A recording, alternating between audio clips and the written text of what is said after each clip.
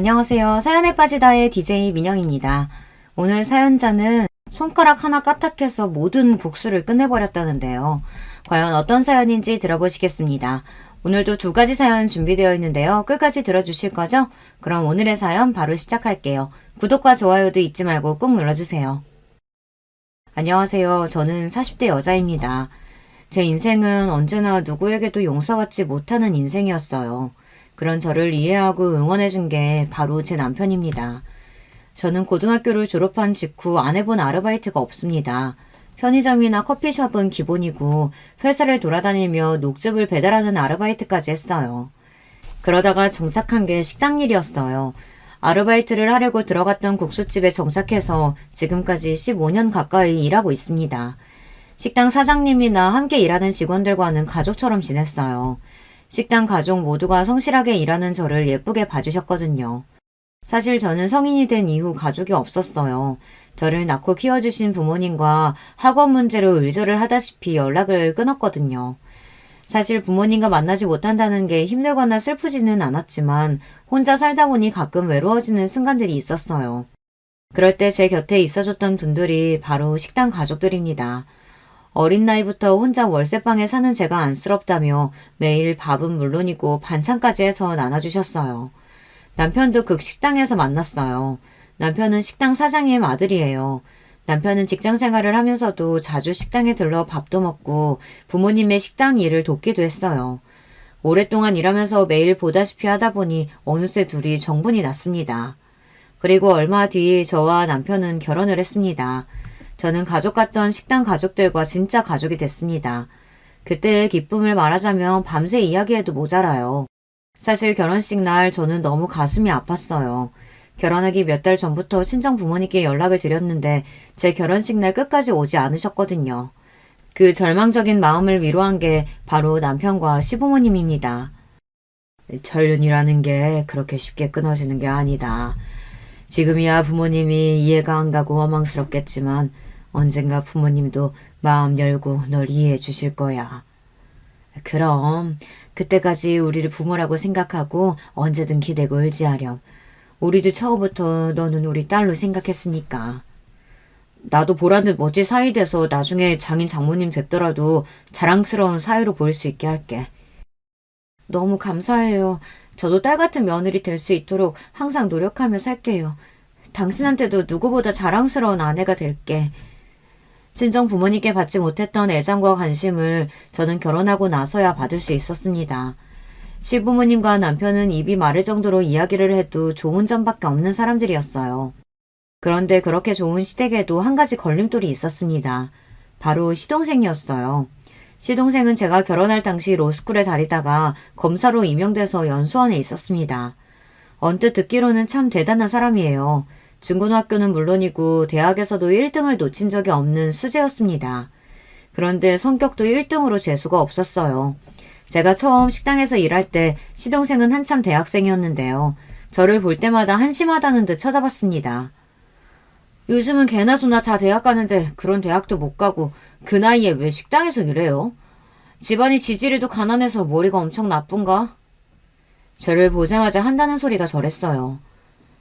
너보다 나이도 많은 누나한테 말버릇이 그게 뭐야? 사람마다 다 자기 뜻이고 생각이 있는 거지. 너 빨리 사과 안 해? 에이, 수민 씨 미안해요. 내 아들이지만 애가 철딱서니가 없어. 시어머니는 저에게 진심으로 미안해 하셨어요. 평생 공부만 했으니 저렇게 생각할 수도 있죠 뭐. 저도 지금까지 사회생활 안 하고 공부만 했으면 저렇게 생각할 수도 있어요. 이까지 국수가게에서 사회생활은 무슨.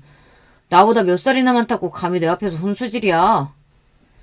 시동생은 남편과는 천지 차이였습니다. 한 배에서 나와 같은 부모 아래 자랐는데도 어쩜 저렇게 다른지 모르겠어요. 개념이 없어도 너무 없었습니다.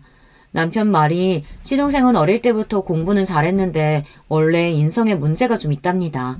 공부 좀 잘한다고 뻐기는 정도가 아니라 강약 약강의 표본이었대요.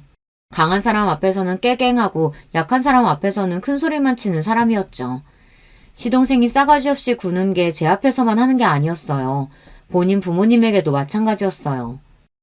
이놈의 자식이 그만 못해? 이게 머리 좀 좋다고 오냐오냐 하니까 아주 버르장머리가 없어. 아빠도 저렇게 한심하고 불쌍한 애들만 맨날 데려다 쓰니까 평생 국수집밖에 못하는 거야.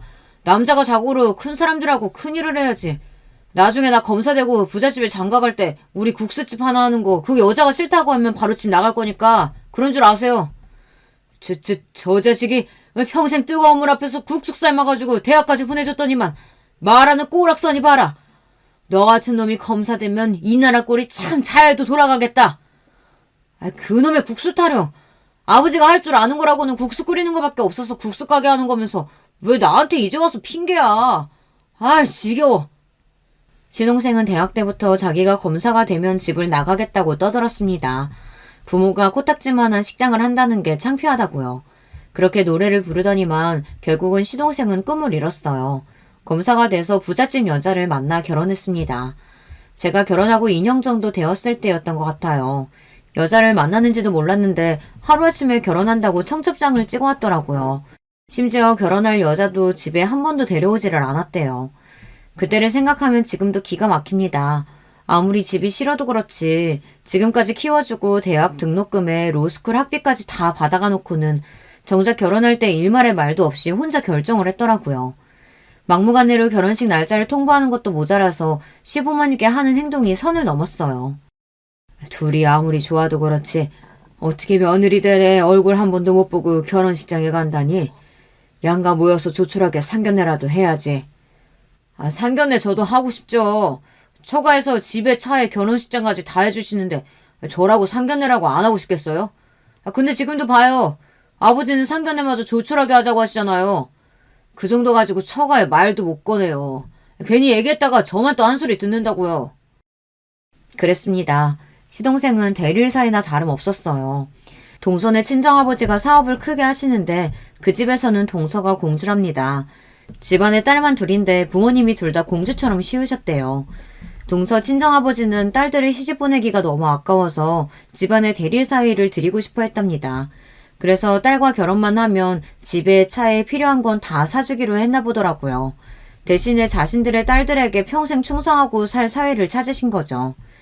더군다나 동선의 집안에는 돈은 많아도 사자가 없답니다. 그래서 동서 친정아버지는 첫째 사위는 가난한 집에서 컸지만 서울대 의대를 나온 치과 의사를 얻었대요. 그 이후로 둘째 사위는 무조건 검사로 드리겠다고 하셔서 동서와 시동생이 만날 수 있었나 보더라고요. 연애를 제대로 한 것도 아니고 돈만 보고 남의 집 대릴 사이로 가는 주제에 뭐가 큰 자랑거리라고 둘째 너는 아버지한테 그렇게 큰 소리를 쳐. 결혼하기 전에 양가 만나서 인사하는 게 당연한 거지. 뭘 그거 가지고 호들갑이야. 그냥 우리 가게 하루 쉬고 가게에서 하면 되니까 어른들한테 말씀드려서 상견례 날짜 잡아. 엄마, 그걸 지금 말이라고 해요? 우리 처가 식구들이 어떤 사람들인데 좁아 터진 국수 가게를 데리고 와. 난 죽어도 못 데려오니까 그런 줄 알아요. 당시에 저도 그 자리에 있었는데 민망해서 말 한마디 제대로 못했어요. 제가 괜히 나서봐야 도움이 될 것 같지 않아서요. 사실 시동생에게 결혼한다는 말을 처음 들었을 때 시부모님은 많이 놀라기도 하셨지만 시동생에게 실망하신 것 같았어요. 신혼집이든 차든 시동생이 필요했다고 했으면 시부모님은 빚을 내서라도 해주실 분들이에요. 저와 남편이 결혼할 때도 시부모님은 없는 살림에 저희를 위해서 국수집 근처에 작은 빌라를 얻어주셨거든요. 물론 시동생도 작은 빌라 전세 가지고는 절대 만족할 사람이 아니다 보니 아예 시부모님께 이야기하지 않은 거겠지만요. 아무리 그래도 30년 가까이 키워주신 부모님에게 할 짓은 아니었습니다. 그날 일을 치고도 시동생은 결국 상견례를 하지 않았어요. 대신에 시동생과 동서될 사람이 시댁에 인사를 오는 걸로 마무리했죠. 시부모님은 상견례도 못하고 아들 결혼식을 치른다는 것에 많이 속상해하셨지만 그래도 동서될 사람이 시댁에 온다는 거에 기뻐하셨어요. 시어머니는 동서가 집에 오기 며칠 전부터 하루가 멀다 하고 시장에 가서 장을 봐왔습니다. 동서가 뭘 좋아할지 모르겠다며 이것저것 하실 수 있는 건 다 하셨습니다. 그날 시어머니는 모든 실력을 다 발휘해서 잔치상을 차리셨어요. 시아버지 생신 때도 그렇게 차리지는 않았던 것 같은데 엄청 신경을 쓰셨더라고요. 제가 다 세미날 정도로요. 어머님, 저 처음 결혼한다고 했을 때는 이렇게까지 안 해주셨으면서 동서 온다고 하니까 너무 많이 차리신 거 아니에요? 둘째 말이 안 그래도 애가 엄청 입이 짧은 데다가 결혼식 준비하면서 다이어트 한다고 더 안 먹는다잖아. 처음 만나는 건데 영 신경이 쓰여서 이것저것 하다 보니 많아졌네. 우리 큰며느리 생일 때도 내가 이렇게 차려줄 테니까 너무 샘내지 말어. 괜한 제 볼멘 소리에도 시어머니는 웃으시면서 제게도 똑같이 해줄 테니 걱정하지 말라고 하셨습니다. 그 모습을 보는데 저는 시어머니가 존경스러웠어요. 사실 아들을 뺏기는 거나 다름없는 결혼이다 보니 며느리도 안 예쁘고 사돈댁도 서운할 수 있는 일인데 어쩜 저렇게 차분하게 잘 넘기시는지 모르겠어요. 저는 진심으로 시어머니가 대단하다고 느껴졌습니다. 그런데 시어머니의 수고는 말짱 도루묵이 되었습니다. 시동생과 동서는 집에 오자마자 주스 한 잔 마시고 다른 음식은 손도 안 댔어요. 이유는 간단했습니다. 동서될 사람이 남의 집에서는 밥을 잘 먹지 못한다네요. 에이, 세아가 입맛이 없어도 조금이라도 먹어봐. 너희 시어머니가 평생 남의 밥만 만들어 장사한 사람이라 음식 솜씨 하나는 기가 막혀. 평소 말도 별로 없고 무뚝뚝하신 시아버지까지 나서서 동서에게 한술 뜨라고 여러 번 말했는데도 동서는 듣지 않았습니다. 제가 워낙 입맛이 까다로워서 아버지께서 인류 호텔 출신 주방장 집에 데리고 와서도 영 잘 먹지 않아요. 더군다나 요즘 다이어트 중이라 탄수화물은 아예 끊은 상태라 밥은 아예 안 먹고요. 순간 식탁에 둘러앉아 있던 가족들 모두가 입을 다물어 버렸습니다. 집안에 인류 호텔 출신 주방장을 불렀다는 것도 신기했지만 다이어트 때문에 시댁에 처음 와 인사를 하면서도 수저조차 들지 않는다는 것도 기가 막혔습니다. 동서, 아무리 그래도 조금이라도 먹어봐. 어머님이 동서 해주고 싶어서 이 추운 날씨에 며칠 전부터 장보고 준비해서 차리신 거야. 아직 나이도 어리고 직장생활도 거의 안 해봤다고 하니 세성물정이라고는 모를 수 있습니다. 아무리 그래도 집에서 곱게 자랐다고 하니 기본 예절 정도는 배웠을 거잖아요. 어른들이 이 정도로 말하면 한 입이라도 먹어볼 만한데 동서는 보기보다 고집이 세더라고요. 제 드레스 아버지한테 졸라서 프랭스에서 직접 구해오신 거예요. 미리 구해오느라 이미 가방까지 다 맞춰둔 상태라 살찌면 저 그 드레스 못 입어요. 자꾸 먹으라고 강요하시면 다들 제 결혼식 망치려고 하신다고밖에 생각할 수 없네요. 아이, 요즘 세상에 밥 못 먹어서 굶는 사람이 어디가 있다고. 유난스럽게도 왜 그래요. 그만들 좀 하세요.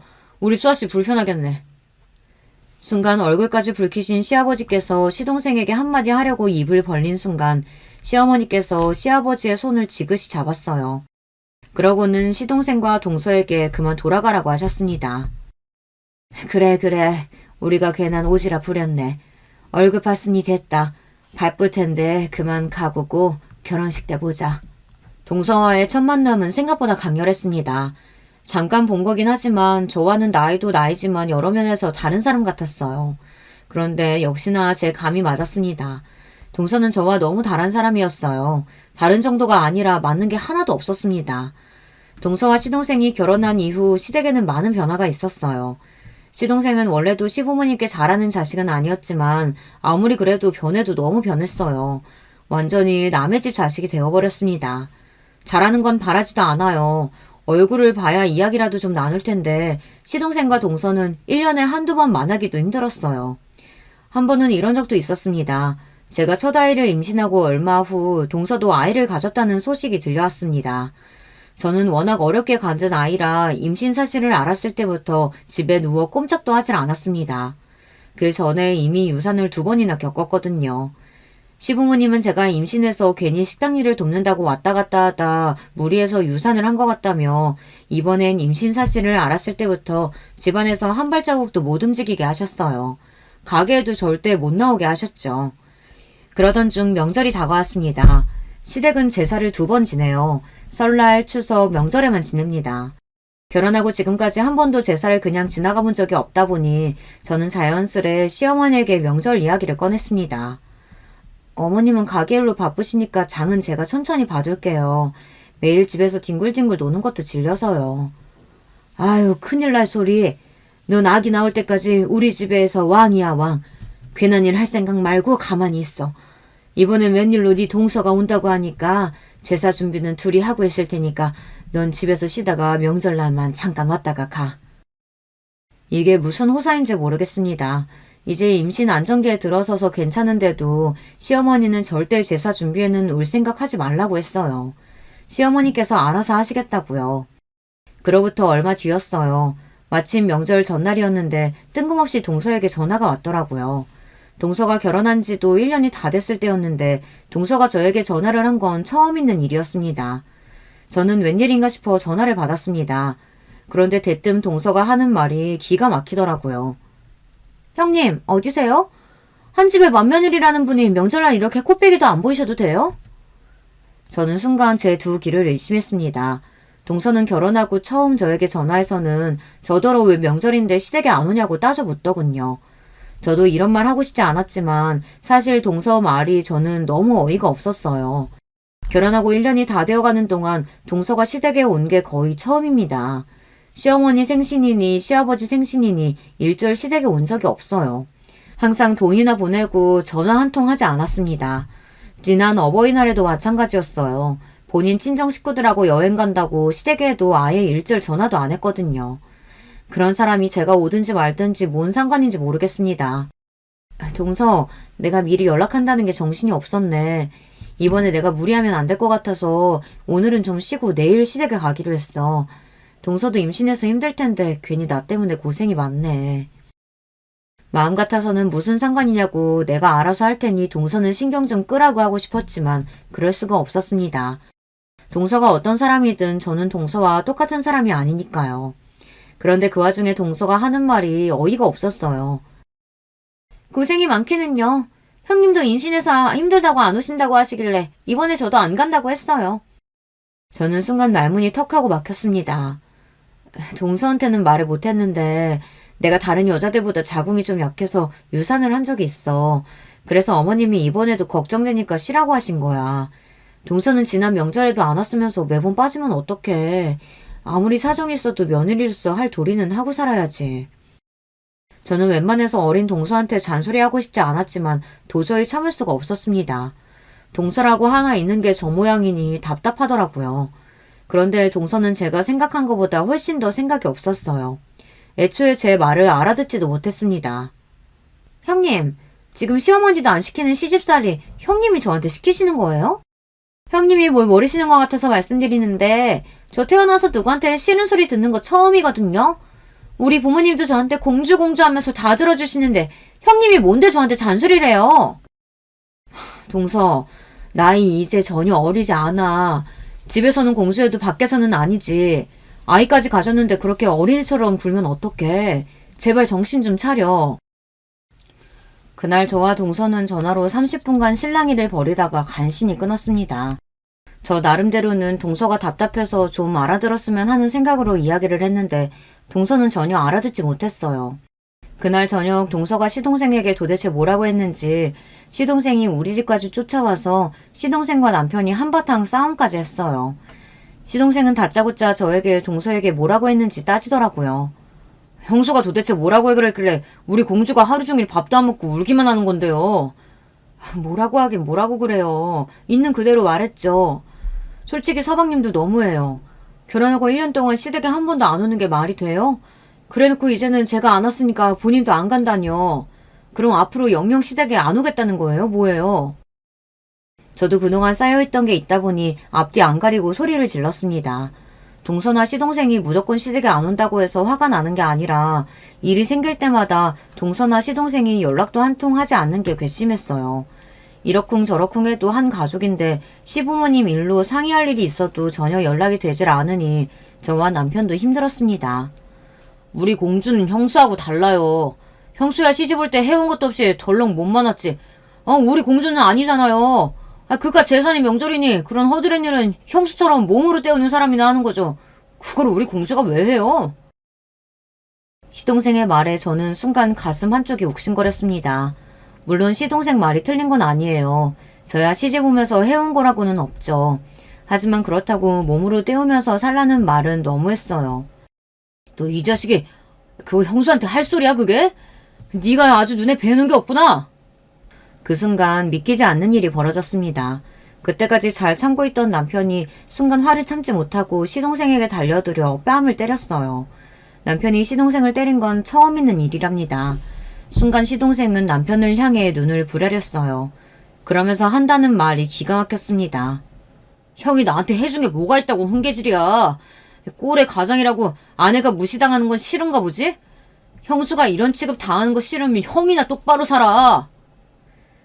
시동생의 말에 화가 덜 풀린 남편이 한 대 더 딸이라고 하길래 제가 남편의 팔을 잡고 말렸습니다. 그만하라고요. 그러자 마찬가지로 더 화가 난 시동생이 눈을 부라렸습니다. 한 대 치니까 더 치고 싶은가 보지? 그래! 어디 한 대 또 때려봐! 내가 고소해서 콩밥 먹여줄 테니까! 사방님도 이제 그만해요. 동서 일은 내가 알아서 할 테니까 그만 가봐요. 저는 애써 남편을 말려서 진정시키고 시동생을 집으로 돌려보냈습니다. 그날 이후 시동생과 동서 그리고 저와 남편 사이는 틀어질 대로 틀어졌습니다. 같은 식구라고 서로 볼 일도 거의 없었어요. 둘 다 애들도 비슷한 시기에 임신해 낳아서 나이도 동갑이었는데 전혀 교류가 없었죠. 오히려 서로의 소식도 시부모님을 통해서 들을 뿐이었어요. 그러던 중 제 인생에서 가장 큰 시련이 다가왔습니다. 할 수만 있다면 그날로 돌아가 모든 걸 다 바꿔버리고 싶어요. 아들이 6살쯤 됐을 때예요. 남편이 회사 다니다 그만두고 저와 함께 시부모님이 하시던 식당을 물려받았어요. 남편은 사실 식당에서 일할 생각이 전혀 없었는데 시어머니께서 허리를 다치시는 바람에 식당을 접어야 하는 위기에 처했습니다. 시부모님은 운영하시는 국수집이 규모는 크지 않아도 30년 넘게 한자리에서 장사를 했을 만큼 단골이 많습니다. 그래도 생각보다 매출도 높아요. 그러다 보니 시부모님은 가게를 그만두고 싶어 하지 않았습니다. 그때 여러 가지 고민이 있어서 남편이 시동생에게 먼저 연락을 했는데도 시동생은 시큰둥했어요. 그런 걸 왜 본인에게 묻느냐는 식이었죠. 내가 나중에 그 코딱지만한 가게 형한테 다 물려줬다고 따지기라도 할까봐? 됐어. 난 그까짓 가게에 줘도 안 받으니까 형이나 알아서 해. 남편은 시동생에게 하고 싶은 말이 많았지만 애써 참았답니다. 또 다투게 되면 정말 영영 못 볼 것 같아서요. 그로부터 얼마 뒤 저와 남편이 가게를 물려받았습니다. 그리고 며칠 뒤 바로 사고가 났어요. 시아버지가 평소 하시던 대로 남편이 항상 새벽이면 시아버지 트럭을 타고 새벽시장에 갔습니다. 그런데 새벽시장에서 돌아오던 길에 도로에서 과속을 해오던 차에 부딪혀서 도로 중앙차선을 넘어가는 사고를 당했습니다. 반대쪽에서 달려오던 차와 한 번 더 부딪혀서 크게 사고가 났어요. 사고 직후 남편은 응급실에 실려갔지만 사망했습니다. 그때 일은 지금 생각해도 눈앞이 까마득해질 정도로 끔찍하기만 해요. 제 인생의 가장 큰 선물이라고 생각했던 남편이 사라지고 나자 저는 앞날이 캄캄하기만 했습니다. 그때 시부모님이 안 계셨다면 저는 아마 제대로 정신도 차리지 못했을 거예요. 시부모님도 아들을 잃은 슬픔에 힘드셨을 텐데도 저를 위로하기 위해 애쓰셨습니다. 제가 아무것도 못하고 가게에도 못 나가고 있었는데 시부모님은 힘든 몸을 이끌고 저를 위해 가게도 봐주시고 아들까지 봐주셨어요. 그 모습을 보고 저도 간신히 정신을 차리고 일어나 아들을 지키기 위해 노력했습니다. 그렇게 딱 1년이 걸렸어요. 남편 생각해도 눈물이 나지 않게 된 게요. 이제 곧 아들이 학교에도 가는데 바보처럼 주저만 앉아있을 수는 없었습니다. 저는 가게에도 나가 열심히 일하고 아들도 열심히 키웠어요. 남편의 빈자리를 느끼지 않기 위해 하루도 쉬지 않고 열심히 살았습니다. 그러던 어느 날이었습니다. 웬일로 동서에게 연락이 왔어요. 저는 바쁜 와중에도 무슨 일이 있나 해서 전화를 받았습니다. 형님은 이제 아예 저랑 인연 끊기로 하셨나봐요? 우리 준영이 사립초등학교 합격한 거 뻔히 알면서도 어떻게 연락 한 번은 안 해요? 저는 웬 마른 하늘에 날벼락인가 했습니다. 남편 죽었을 때 장례식장에 얼굴 잠깐 비치고 사라져서 몇 달 만에 연락하는 주제에 제 안부는커녕 자기 아들 사립초등학교 합격 소식을 듣고도 왜 연락을 안 했냐입니다. 그 순간 아무리 마음을 추스르고 다잡아보려고 해도 쉴 새 없이 뛰어드는 심장을 가라앉힐 방법이 없더군요. 너무 화가 나서요. 배울 만큼 배웠다는 사람이 어쩜 저 모양일까요? 최소한의 기본 예절도 모르는 것 같았어요. 지금까지는 어른들도 계시고 손윗사람으로서 좋게 지내려고 했는데 이제 더는 저도 그럴 이유가 없었습니다. 동서, 준영이 사립초등학교 간 게 뭐가 대단한 일이라고 온 동네 사람들이 다 알아야 해? 동서가 나한테 연락을 안 했는데 내가 어떻게 알아? 어머, 대단한 일이 아니라고요? 형님이야 그 비리비리한 동네에서 애 키우느라 몰랐겠지만 이 동네는 안 그래요. 우리 준영이 사립초 보내느라고 저나 애 아빠가 얼마나 고생이 많았는데. 암튼 주말에 사람들 모아놓고 파티하기로 했으니까 준호도 데리고 같이 오세요. 듣는 내내 내가 거기 왜 가냐고 쏘아붙이고 싶은 걸 참느라 혼났습니다. 그런데 그런 와중에 동서가 끊기 전에 한마디를 톡 쏘더라고요. 형님 안 오시면 어머님이 또 제가 형님 초대 안 한 줄 알고 난리치시니까 꼭 오세요. 안 오시면 준호랑 준영이 동갑인데 우리 준영이만 잘 나가서 샘나서 안 오시는 거라고 할 거예요. 동서는 여전했습니다. 자기 할 말만 뱉어놓고 전화를 끊어버렸어요. 그럴 때 보면 나이를 도대체 어디로 먹었는지 모르겠어요. 제 마음 같아서는 동서고 족하고 파티에 가고 싶지 않았어요. 그래도 저는 동서와 다른 사람이니 똑같이 굴면 안 된다는 생각이 들었습니다. 저와 아들이 파티장에 나타나지 않으면 시부모님도 저를 걱정하실 것 같기도 했고요. 대신에 마음의 준비를 단단히 하고 동서네 집에 갔습니다. 마음을 굳게 먹고 동서가 무슨 말을 하든지 대수롭지 않게 여기기로 했어요. 그런데 동서가 어디 보통 년인가요? 1년 만에 만났는데도 여전히 재수없더라고요. 저와 아들은 지하철을 타고 강남의 비싸기로 유명한 동선의 아파트에 도착해 1층 현관에서 초인종을 눌렀습니다. 그런데 몇 번이고 초인종을 눌렀는데도 현관이 열리지를 않았어요. 저는 아무래도 이상하다 싶어 핸드폰으로 동서에게 전화를 걸었습니다. 시끌시끌한 상황에서 전화를 받은 동서는 오히려 저에게 왜 안 올라오고 자꾸 초인종을 누르냐고 화를 냈습니다. 동서, 내가 한참 전부터 1층에서 계속 초인종 누르는데 문이 안 열려. 그러니까 들어갈 수가 없지. 안 그래도 날씨가 더워서 온몸에 땀투성이라 저나 아들이나 둘 다 힘들었어요. 그런데 동서가 제 말을 듣더니 뭐가 그렇게 재밌는지 빵 터져서 소리까지 내며 깔깔 웃더군요. 그러더니 하는 소리가 가관이었습니다. 어머 형님, 우리 집에 오는 손님들은 다들 차 가지고 오셔서 당연히 지하주차장으로 들어오는 줄 알고 제가 계속 지하주차장 현관 열었지 뭐예요. 죄송해요. 동서는 제가 지하주차장에서 초인종을 누른 줄 알고 계속 지하주차장 쪽 현관을 열었답니다. 저는 기가 막혔어요. 남편이 죽고 나서 우리 집에 운전하는 사람이 없는데 지하주차장이라뇨. 사람을 가지고 놀아도 유분수였습니다.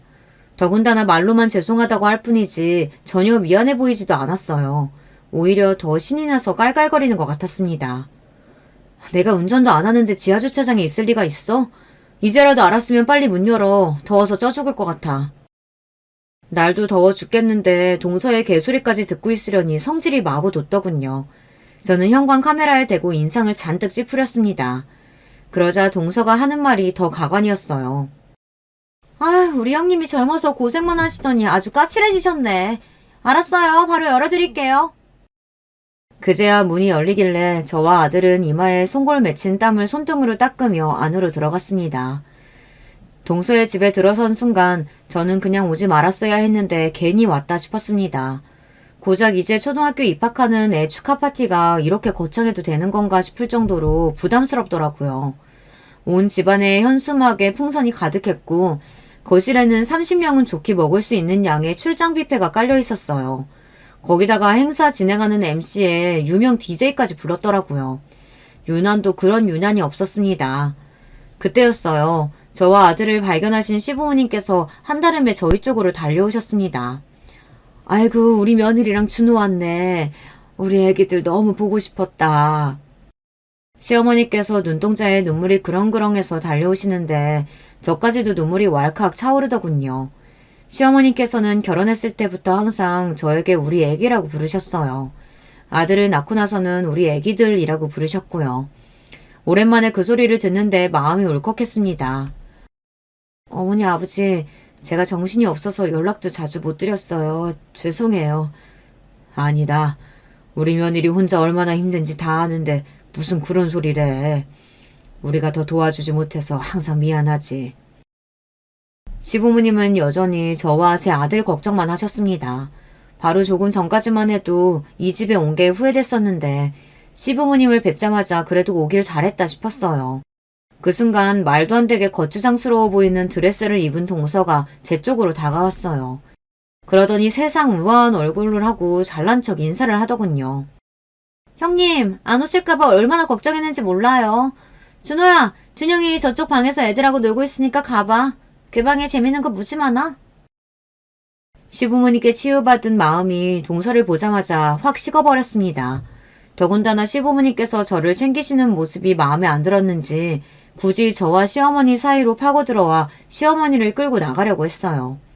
어머니, 제가 오늘 위해서 얼마나 준비 많이 했는지 아시죠? 얼른 저랑 같이 나가서 케이크 잘라요. 아버님도요. 여우 같은 동서녀는 저에게 보란 듯 양쪽에 시어머니 시아버지 팔짱을 끼고 거실 쪽으로 향했어요. 그 모습을 보는데 저는 절로 미간이 구겨졌습니다. 옛날에도 저랬어요. 시부모님이 저에게 더 잘해주시고 챙기는 것 같으면 얼마나 샘을 냈는지 몰라요. 저는 애써 고개를 흔들었습니다. 대충 밥만 후딱 먹고 돌아가야겠다 싶었죠. 그런데 하필이면 그때 일이 벌어졌습니다. 출장 뷔페 직원이 케이크를 가지고 나오는데 제 아들이 방에서 나오다가 저를 보고 신이 나서 달려나오다가 그만 케이크를 들고 있던 직원이랑 부딪힌 거예요. 그 순간 와당탕 소리와 함께 케이크를 들고 있던 직원이 뒤로 휘청이다가 케이크를 바닥에 떨어뜨리고 말았습니다. 아! 이게 뭐야! 바닥에 떨어뜨린 케이크도 케이크였지만 동서의 고함에 거실에 있던 사람들은 더 놀랐습니다. 생각지도 못한 일에 당황한 저는 곧장 아들에게 달려가려고 했어요. 그런데 그때였습니다. 케이크를 떨어뜨린 직원이 자리에서 벌떡 일어나 동서에게 90도로 허리를 숙이며 사과를 했어요. 그런데도 동서는 직원을 한번 세게 째려보더니만 제 아들에게 다가갔습니다. 그러더니 동서가 하는 행동이 의외였어요. 동서가 제 아들의 팔을 잡아 일으켜주더군요. 그 순간에는 저도 전현이 웬일인가 싶었는데 순간 제 눈에 이상한 점이 포착됐습니다. 동서년이 제 아들 귀에 뭐라고 중얼중얼 속삭이는 것 같더라고요. 그러더니만 이내 밝은 얼굴로 웃더니 애한테 화장실에 들어가서 씻어야겠다고 하더군요. 그런데 아무래도 이상했습니다. 동서가 제 아들 귀에 속삭인 순간 아들 얼굴이 차갑게 굳어서는 그대로 화장실로 들어갔거든요. 저는 걱정이 돼서 곧장 아들을 따라 화장실로 들어갔습니다. 그런데 화장실에 들어간 아들은 그대로 바닥에 주저앉더니 펑펑 울고 있었습니다. 아주 서럽게 말이죠. 저는 너무 놀라서 아들에게 도대체 무슨 일이냐고 물었어요. 준호야, 무슨 일이야? 아까 작은 엄마가 네 귀에다 대고 뭐라고 속삭이는 것 같던데 설마 그 소리 때문에 우는 거야? 아들은 제 말에 더 서럽게 눈물을 쏟아내더니만 이내 제품에 와락 안겼습니다. 그러더니 하는 말이 충격이었어요. 엄마, 작은 엄마가 내 귀에 대고 뭐하는 짓이냐고, 어디서 감히 뛰어다니냐고 무섭게 그러더니 니네 아빠처럼 죽어볼래라고 그랬어. 케이크 엎었으니까 나도 이제 아빠처럼 죽는 거야? 저는 순간 너무 놀라서 입이 다물어지지 않았어요. 아무리 무식하고 배운 게 없어도 그렇지 고작 7살이 내 귀에다가 대고 저딴 소리를 했다는 게 믿기지 않았어요. 저는 도무지 참을 수 없어 아들을 시어머니에게 잠시 맡기고 곧장 동서를 찾아다녔습니다. 조금 전까지만 해도 케이크니 뭐니 자르겠다고 나대더니만 어디에도 동서가 보이질 않았습니다. 그 순간 구석에서 다 으깨진 케이크를 손가락질하며 애꿎은 출장 뷔페 직원들에게 짜증을 내는 동서가 보였어요. 저는 이때다 싶어 동서를 향해 돌진했습니다. 그러고 동서의 어깨를 툭 쳤어요. 제가 동서의 어깨를 건드리자마자 동서는 잔뜩 찡그린 얼굴로 몸을 돌렸습니다. 뭐예요, 형님? 지금 나 이 사람들하고 이야기하는 거 안 보여요? 사람들 앞에서는 착한 척 우아한 척 해대더니만 저나 출장 뷔페 직원들 앞에서는 아주 본색을 드러냈어요. 그 모습을 보는데 저도 너무 기가 막혀서 실소가 터지더군요. 기가 막힐 때 막히더라도 확인할 건 확인해야 하니 저는 동서에게 물었습니다. 우리 준호 말이 동서가 네 아빠처럼 죽어볼래 하고 말했다던데 사실이야? 제 말에 아주 잠깐 동서의 눈빛이 흔들리더니만 이내 입꼬리를 올리더니 슬쩍 저를 비웃더군요. 그러더니만 제게 슬쩍 와서 하는 말이 가관이었습니다. 멍청해서 못 알아들을 줄 알았더니만 그래도 알아들었네요. 그 순간 제 이성은 순식간에 날아가 버리고 말았습니다. 저는 생각할 틈도 없이 곧장 동서의 머리끄댕이를 낚아챘어요. 이 미친년이 어디서 감히 내 아들한테 그딴 개소리 짓거려? 좋아, 어디 그럼 네가 먼저 내 남편 따라가 볼래? 저는 그대로 동서의 머리를 다 찌그러진 케이크 위에다가 눌러버렸습니다. 동서녀는 입만 살아서 떠들 줄 알지 휘청휘청 제 손에 휘둘렸어요. 형님 미쳤어요? 얼굴에 잔뜩 케이크를 떡칠한 동서를 저는 그대로 바닥에 내동댕이 쳤습니다. 화려한 드레스를 입은 채 바닥에 넘어진 꼴이 가관이었어요. 그 모습에 주방에 있던 사람들 모두가 끄끄거리며 웃어댔습니다. 잘 들어. 내가 지금까지는 너 같은 년도 한 가족이라고 봐주면서 살았는데 지금부터는 아니야. 너랑 나랑은 원수야. 내가 너 죽을 때까지 따라다니면서 괴롭힐 거니까 기대해라. 저는 그 자리에서 아들을 데리고 집에 돌아왔습니다. 그리고 그때부터 본격적으로 동서를 짓밟기 위한 갖은 노력을 다했습니다. 사실 제가 말을 안 해서 그렇지 어린 시절 강남 8학군에서 자랐어요. 저에게는 그때의 기억이 워낙 좋지 않아서 강남이라면 치가 떨립니다. 인생의 성공은 무조건 공부, 학벌, 직업이라고 생각했던 부모님의 강요에 저는 4살 때부터 영어 공부를 시작해 영어 유치원, 강남의 사립초까지 나왔습니다. 하지만 초등학교 시절 지금으로 말하면 번아웃 같은 증상이 찾아왔어요. 지금이야 번아웃이 얼마나 위험한 건지 애들까지 다들 알지만 그때는 그런 용어조차 모르던 시대이다 보니 부모님들은 그냥 제가 다른 아이들보다 나약하고 정신력이 약하다고 더 몰아붙였습니다. 저는 나이가 들수록 점점 살도 빠지고 말수도 줄었습니다. 그래도 부모님의 기대에 부응하기 위해 꾹 참고 견뎠어요. 부모님께 꼭 보여주고 싶은 게 있었거든요.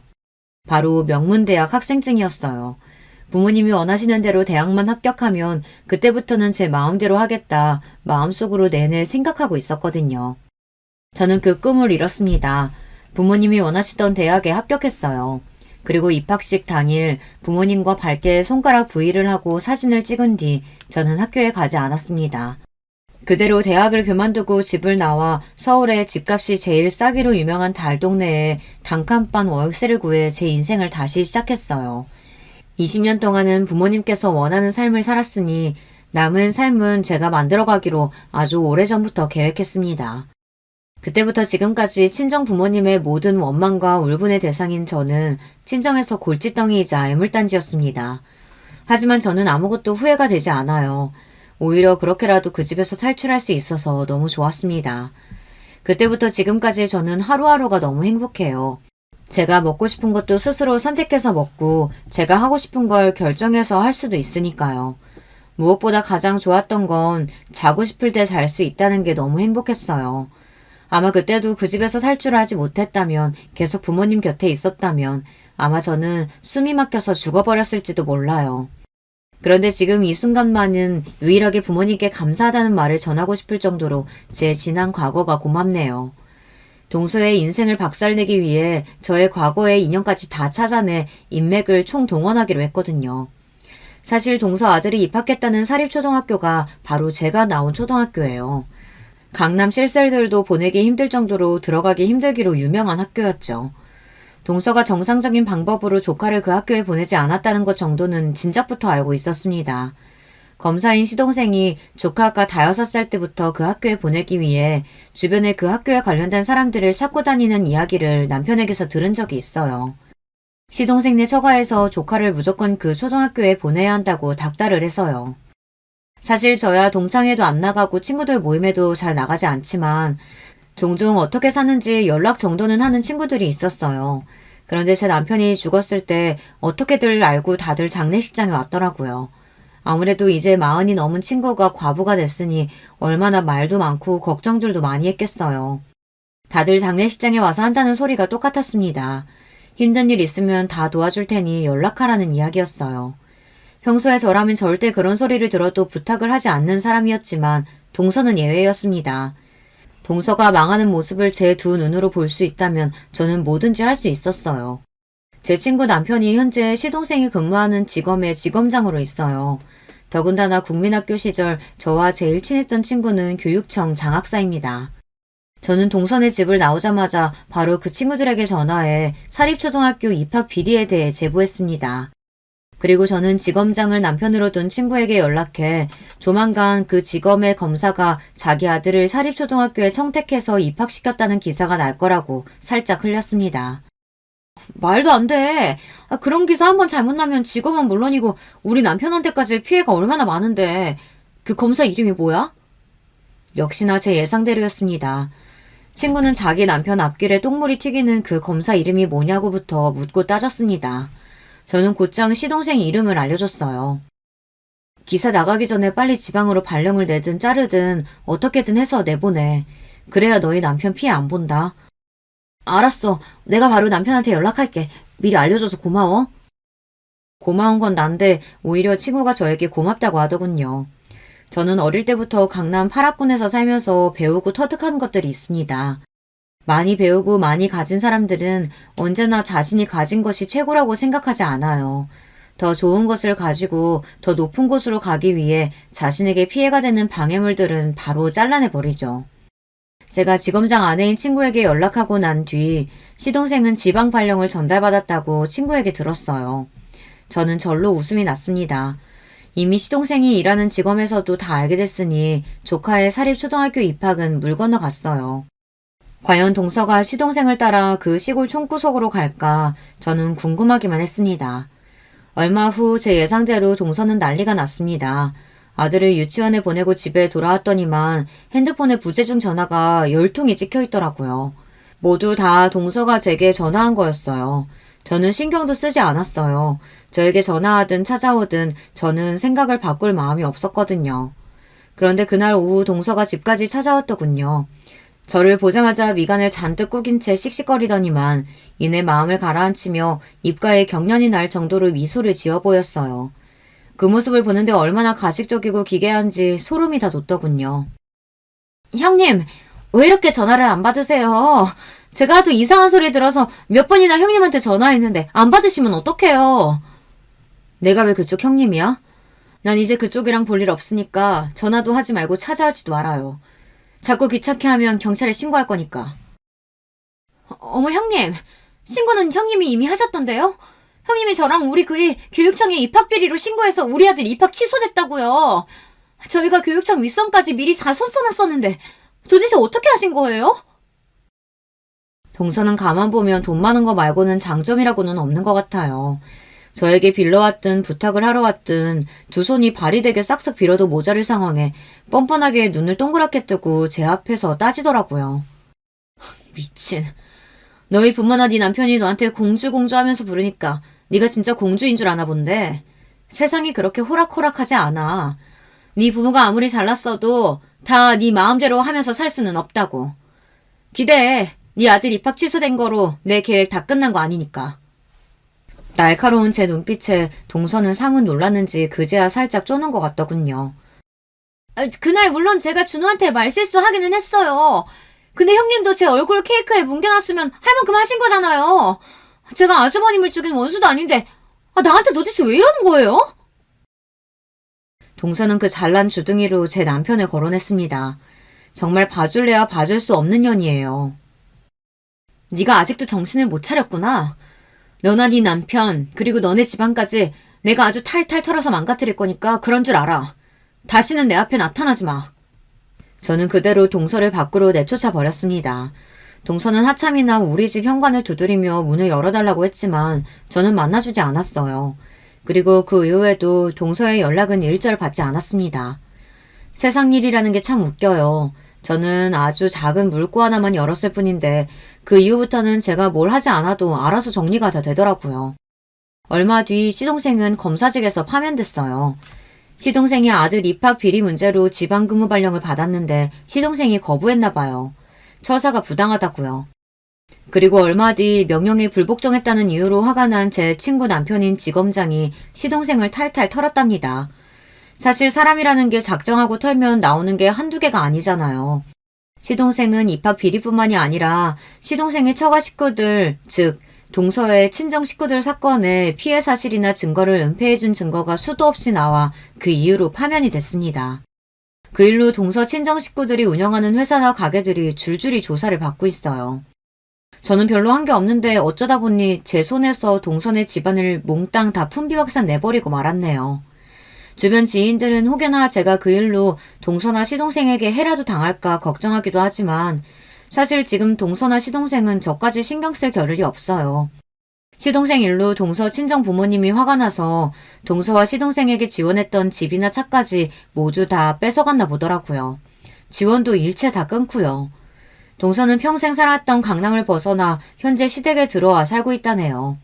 얼마 전 시어머니에게 연락이 와서 저도 알게 됐어요. 다 뿌린 대로 거두는 거라고 자기들이 벌인 일 벌 받는 거니까 그네 너는 일절 신경 쓸 거 없어. 당분간 내가 데리고 있으면서 저것들 사람 만들어 볼 테니까 너는 아무 걱정하지 말고 우리 준호랑 행복하게 살아라. 필요한 일 있으면 언제든 얘기하고. 시어머니는 당신도 아들 잘못 키운 잘못이 있는지 지금부터라도 둘째 아들과 며느리는 본인이 책임지고 사람을 만들어 보겠다고 하셨어요. 그 말에 저는 괜스레 마음이 무거워졌지만 더는 아무 걱정하지 말고 행복하게 살라는 어머님의 말씀에 힘을 얻었습니다. 저는 현재 아들과 새로운 삶을 살기 위해 노력하고 있습니다. 제 수중에 작은 집 하나 덜렁 남았지만 저는 괜찮아요. 그래도 처음 집에 왔을 때보다 훨씬 나으니까요. 집도 내 집이고 가게도 있고 더군다나 눈에 넣어도 아프지 않을 사랑스러운 제 아들이 있으니까요. 앞으로 펼쳐질 제 삶에는 언제나 즐겁고 행복한 일만 남아있다고 여러분께서 응원 많이 해주세요. 댓글로 응원글 남겨주시면 저에게 큰 힘이 될 것 같습니다. 기나긴 제 인생 이야기 끝까지 들어주셔서 감사합니다. 여러분의 가정에는 언제나 즐거운 일만 있으시길 바랄게요. 여러분, 두 번째 사연 시작하기 전에 좋아요, 구독 꼭 눌러주실 거죠? 그럼 두 번째 사연 바로 시작합니다. 안녕하세요. 저는 사연에 빠지다 때문에 유튜브의 맛을 제대로 들인 할머니 구독자입니다. 젊은 사람들은 이해를 못하겠지만 정말로 쏜살같이 흘러온 세월이었어요. 눈을 감으면 젊었을 적 보았던 우리 집 뒷산 풍경이며 자갈이 환하게 비치는 개울가, 먼지 한 점 부유하지 않는 깨끗한 하늘, 이런 것들이 너무나도 선연합니다. 남편과 결혼하게 됐던 그 시기의 나날마저 저에겐 마치 엊그제 일처럼 느껴질 때도 있네요. 우연히 누가 연결시켜줘서 남편을 만나게 됐던 저는 상대가 돈 많은 집 자식인 걸 아예 모르고 있었어요.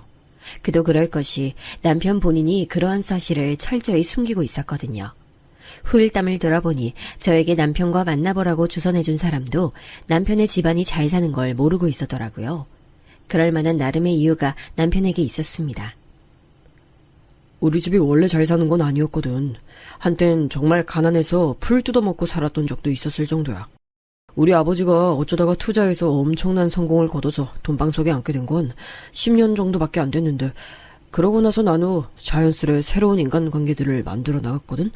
그런데 전부 하나같이 돈이 목적이었더라. 그 이후로 결심했던 거야. 이제 다시는 부유한 형편을 뽐내거나 내보이지 않겠다고 말이야. 그런 이야기가 있었구나.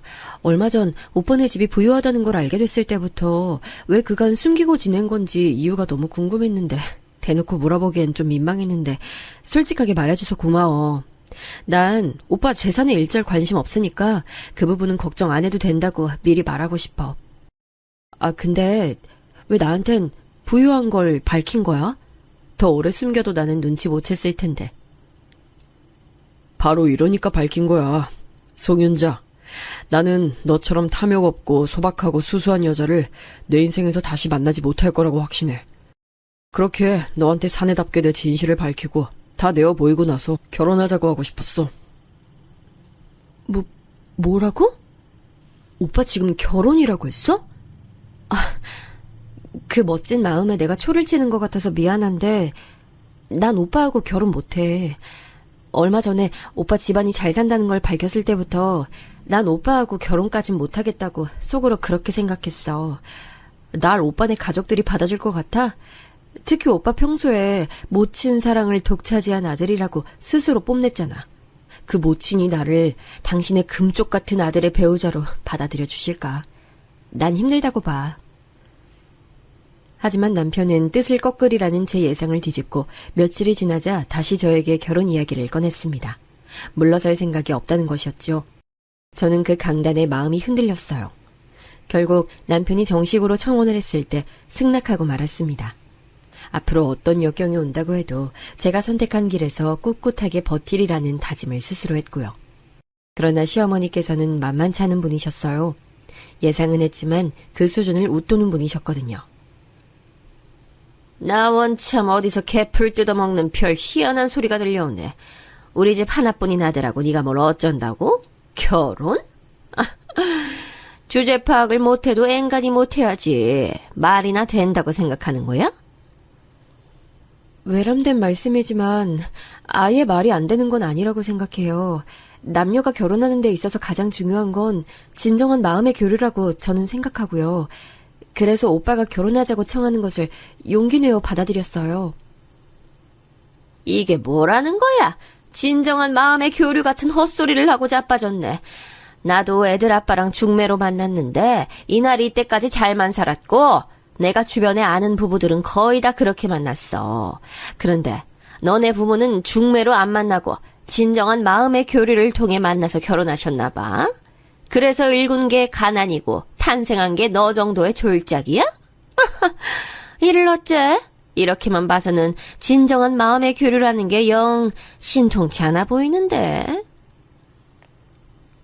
그때 제가 직접 거울을 보진 못했지만 모르긴 몰라도 제 얼굴은 잘 익은 사과보다 더 새빨갛게 달아올랐어요.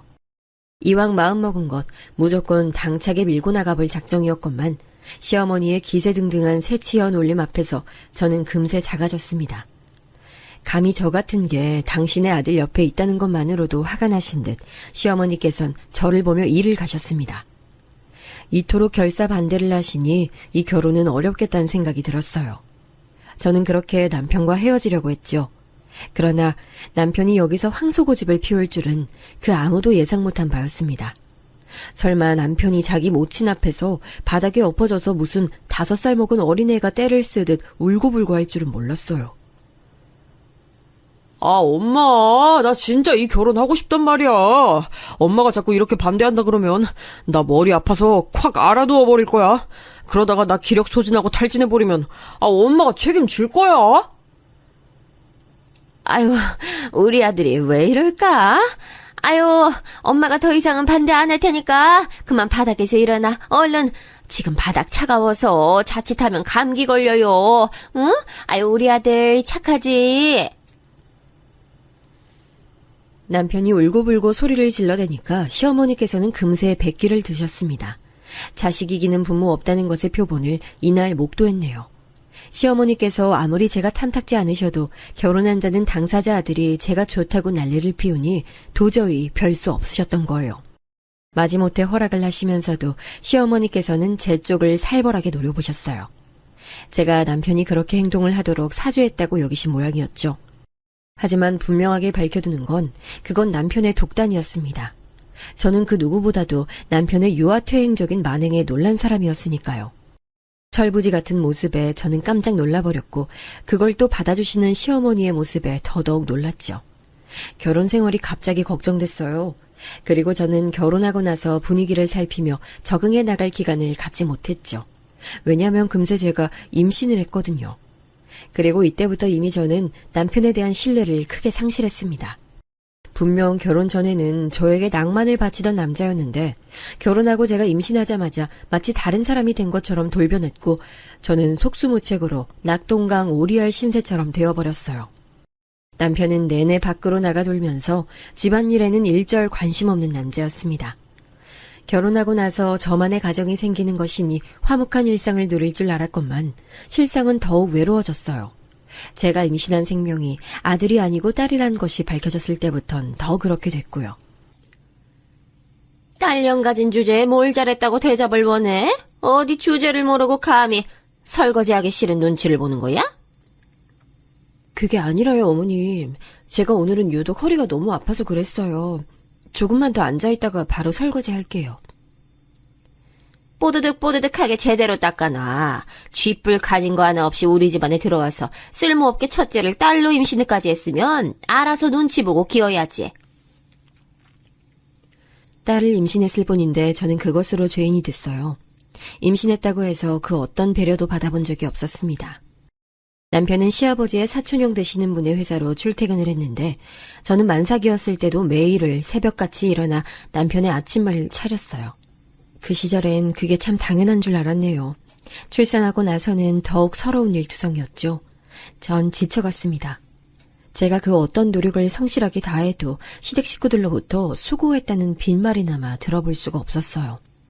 만약 남편이 제게 다정했다면 그것으로 괜찮아졌을 텐데 전혀 그렇지도 못했죠.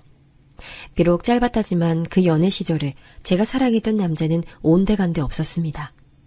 정신이 날로 피폐해져 갔어요. 너무 힘들어서 어느 날은 아이를 품에 안고 친정까지 갔는데 마침 집에 있던 식구들이 저를 보고서는 어색한 표정을 짓고 말더군요. 저의 초췌해진 낯을 보고 상황을 짐작하고도 남으셨을 친정엄마는 엄한 목소리로 이렇게 말씀하셨어요. 여자는 시집가면 출가 외인인데 이렇게 함부로 찾아오는 것 아니다.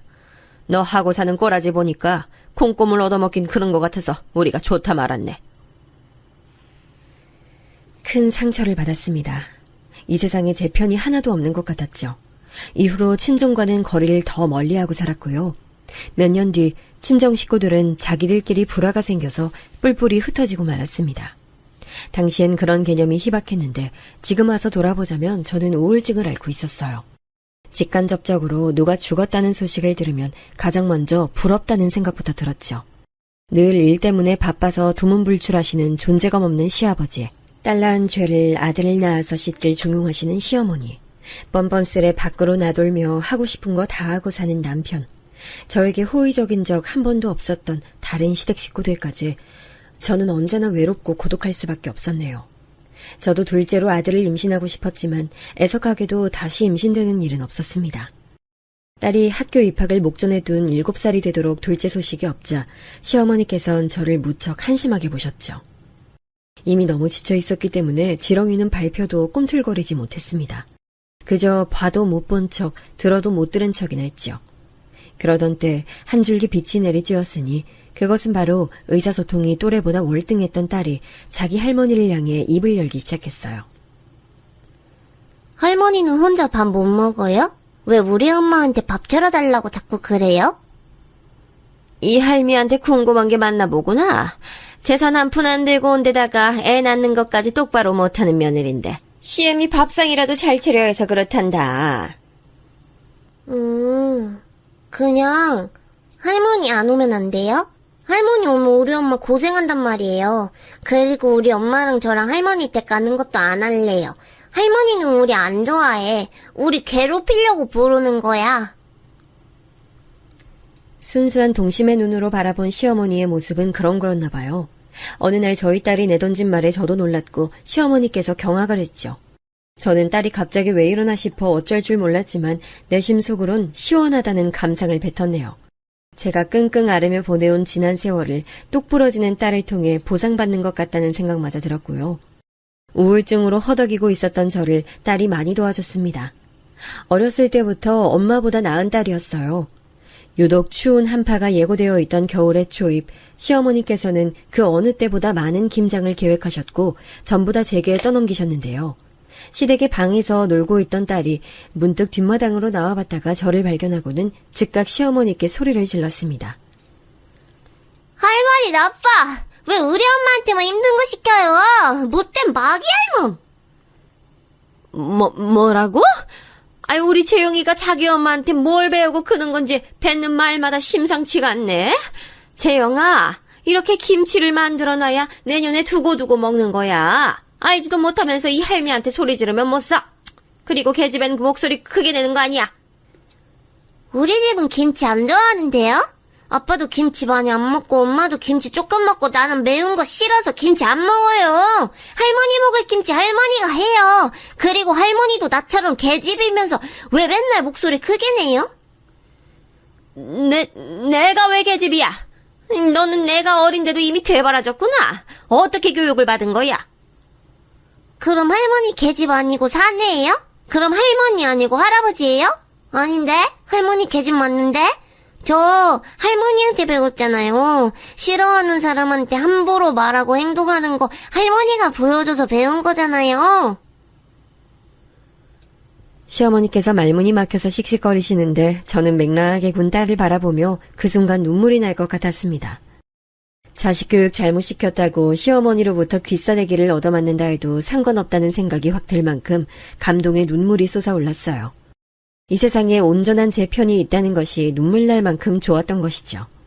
어린 딸의 일침에 제대로 당하신 시어머니께선 그 이후로 딸이 있을 때면 저에게 언행을 이전보다 주의하셨습니다. 그 변화가 느껴졌어요. 딸은 비단 자기 할머니뿐만 아니라 자기 아빠에게도 저를 대신해서 촌철살인을 알려줬죠. 어느 날 남편이 술에 잔뜩 취해 늦게 귀가를 했던 때였어요. 야, 변내야.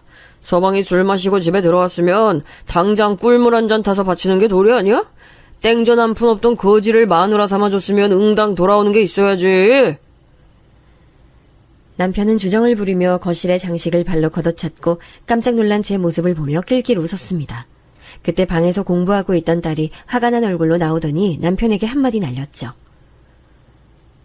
아, 진짜 볼 때마다 한심해 미치겠네. 뭐야? 우리 딸 지금 아빠 보고 뭐라 그랬어? 한심? 밖에 나가서 돈 벌어오는 하늘 같은 아빠는 개무시하고 집에서 살림이나 하는 여편네는 엄마라고 떠받들고 우리 딸 머리가 어떻게 됐어? 아빠가 결혼하자 그래서 엄마가 결혼했다면서요. 가난해도 책임지겠다는 의미였는데 왜 태도를 바꾼 거예요? 이게 사내 같은 행동 맞아요? 자기 아내 낮잡아보는 남자가 정말 하늘처럼 높은 멋진 인물이에요? 아빠는 본인이 직접 이룬 거 하나도 없고 할아버지랑 친척 어른분들이 이룬 것에 기생하는 것 뿐이잖아요. 근데 뭐 그렇게 잘났다고 유세야. 그러자 술에 취한 상태에서도 남편이 차마 반박할 엄두가 안 났는지 잠시 후 조용히 욕실로 들어가더군요. 지난 세월 습관적으로 억눌려 살아왔던 저는 형용할 수 없는 감정에 휩싸여 딸을 바라봤습니다. 그런 저에게 씩 미소를 지어 보인 딸은 마저 공부를 하러 방으로 들어갔습니다. 저는 그날 만감이 교차하는 심정을 안고 잠에 들었어요. 잘 키운 딸 하나 세상 그 무엇도 안 부럽다는 생각이었습니다. 씩씩한 딸이 아니었다면 저는 계속 어둠 속에서 자기배에 빠져 살다가 그렇게 잠겨 죽었을지도 몰라요. 그러니 저에게 딸은 구세주이자 등대 불빛이었습니다. 학업에도 관심 많았던 딸은 혼자 알아서 열심히 공부에 매진했고 제가 보기엔 너무 좋은 성적이었지만 본인은 아쉬워할 만큼 열정이 가득했어요. 시간이 흐를수록 저와 딸이 알콩달콩 잘 지내는 모습에 남편은 어딘가 소외감을 느끼게 된 듯 저희 모녀를 기웃거리는 느낌을 많이 줬습니다. 비록 남편과의 사이에서 신뢰는 사라진 지 오래였으나 이대로 시간이 좀 더 지난다면 사이좋은 부부는 될 수 있을 것 같다는 바람을 제가 품었을 때 하늘이 저를 비웃었어요. 남편이 실족사고를 당했습니다. 그것도 바람 피우고 있던 어떤 여자와 강원도까지 몰래 놀러갔다 그렇게 됐어요. 그 여자는 척추를 다쳐 하반신이 마비됐다가 몇 주 후 약물 쇼크가 일어나서 명을 달리했습니다. 그래서 저는 그 여자와 대화조차 해보지 못했네요. 남편도 마찬가지였어요. 남편은 큰 부상을 입어서 계속 종환자실 신세였는데요. 대화를 할 수 있는 상태가 아니었습니다. 눈을 깜빡이고 약간의 고갯짓을 하는 게 다였죠. 우리 아들, 불쌍한 우리 아들. 아직 창창한 나이에 이렇게 돼서 어찌할꼬. 내가 대신 아파주고 싶네. 시어머니는 남편의 비극에 매일 통곡하셨고 이때 건강관리를 너무 못하셔서 기력이 금세 쇠하셨어요. 저는 남편 곁을 묵묵히 지켰습니다. 제대로 된 남편 노릇, 아빠 노릇 그런 거 안 해오고선 입만 살아있는 망할놈이었지만 어찌됐든 제 남편이었고 제 딸 아빠였습니다. 고된 관병을 고되다고 여기지 않았지요. 그런 저를 보는 남편 눈빛에 깊은 회한이 깃들어 있었어요. 얄밉게 나불대기만 하던 입이 이런 식으로 다물어질 줄 몰랐네. 근데 전혀 안 반갑다. 당신은 오만한 모습이 어울리는 남잔가 봐. 그러니까 기적처럼 다시 일어나. 제가 그렇게 중얼거렸을 때 남편은 한 줄기 눈물을 흘렸죠. 기적은 일어나지 않았어요. 남편은 사고 이후 딱 2달을 채우고 세상을 떠났습니다. 그리고 놀랍게도 그 몸을 하고도 숨을 거두기 전 유언을 남겼어요. 업무차 미국에 나가 계셨던 시아버지께서 아들 소식을 귀국하셨을 때요. 남편이 자기 부친 앞에서 자기가 며칠 안으로 숨을 거둘 것을 알기라도 했는지 입모양으로 유언을 남겼다고 합니다. 무뚝뚝하고 일밖에 모르고 늘 두문불출하시기에 아직 멀게만 느껴졌던 시아버지께서 저를 향해 그 유언을 알려주셨어요. 우리 못난 아들놈이 그러더구나. 제 몫의 모든 재산과 유산은 재영 엄마에게 주세요라고 말이야. 상태가 안 좋은데도 그것만은 나한테 또렷하게 전달하려고 어찌나 애를 쓰던지. 듣자마자 제가 바로 주저앉았습니다. 남편을 처음 만났던 순간부터 시작해 모든 지난 나날이 스쳐가더라고요. 바닥에 엎어진 채로 대성통곡을 했습니다. 태어나서 그렇게 많이 울어본 적이 없었어요. 제 옆엔 당연히 딸이 있었습니다. 서로를 의지하며 그 순간을 이겨냈네요. 시아버지께서는 아들을 그렇게 이루시고 인생 전반에 대한 많은 고찰을 하신 듯 보였어요. 다 내려놓은 뒤 미국 한적한 동네에 가서 사실 계획을 가지신 듯 했거든요. 시어머니께선 남편이 떠난 이후 생기를 찾지 못하셨는데 그 모습이 이빨 빠진 호랑이 같아서 마음이 착잡했습니다. 내가 어제 네 시애비에게 그랬어. 이왕 우리가 다 내려놓고 떠날 것 같으면 줄 수 있는 재산 며느리에게 넘기고 가자고 말이야. 네? 저에게 전 재산을 주시겠다니 전 못 배워먹어서 돈 관리 같은 거 몰라요. 누군 처음부터 그런 거 할 줄 안다니. 상황 되면 다 배우는 거지. 넌 너보다 나은 딸 두었으니까 어떻게 해서든 잘하고 살겠지. 난 이제 여기 생활 접으련다. 이 큰 집도 차도 다 부질없어. 그간 네가 고생 많았어. 우리 아들 마지막 때 최선을 다해 그 곁을 지켜줘서 그게 참 고맙다. 시어머니께서 허공을 응시하며 하시는 말씀을 저는 그저 경청하고 있었습니다. 남편이 떠난 이후 너무 많은 게 바뀌고 있었어요. 몇 달이 지났을 때 저는 시부모님께서 넘겨주신 것들로 재산가가 되어 있었습니다. 여러 상의를 거친 끝에 저는 부동산을 매입하는 형태로 그 가치의 재산을 소유하게 됐고요. 시부모님께서는 영영 미국으로 떠나버리셨어요. 남겨진 저는 이 모든 과정을 거치고 나자 그제야 진통을 앓기 시작했죠. 긴장이 다 풀린 모양이었는지 며칠이나 끙끙 앓았어요. 털고 일어날 수 있었던 건 딸이 제 곁에 있었기 때문일 테지요. 저는 딸 하나만 있으면 세상 그 무엇도 그 어떤 변화도 두렵지 않다는 것을 알았습니다. 딸의 손을 꼭 잡고 걸어가는 미래를 기대하기로 했어요.